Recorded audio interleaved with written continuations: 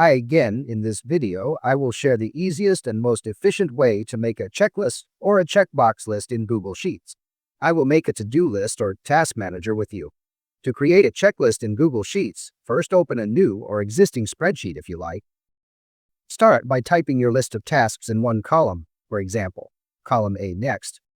Select the cells next to these tasks in column B or wherever you prefer the checkboxes to be.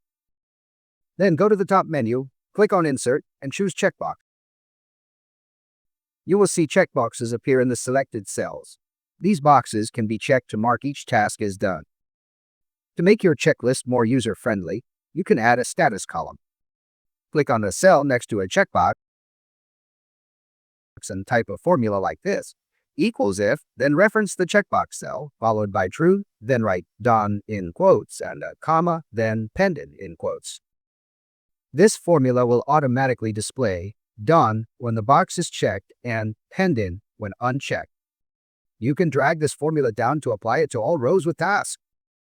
If you want to add some color or styling to highlight completed tasks, select the range of your task cell.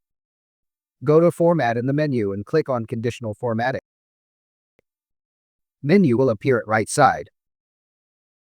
Under the Format Rules drop-down, choose Custom Formula Is, then enter a formula that checks the checkbox status, like the checkbox cell reference equals true. Then select a formatting style such as a colored background and strike a through text. Click Done, and now your tasks will change appearance automatically when marked complete.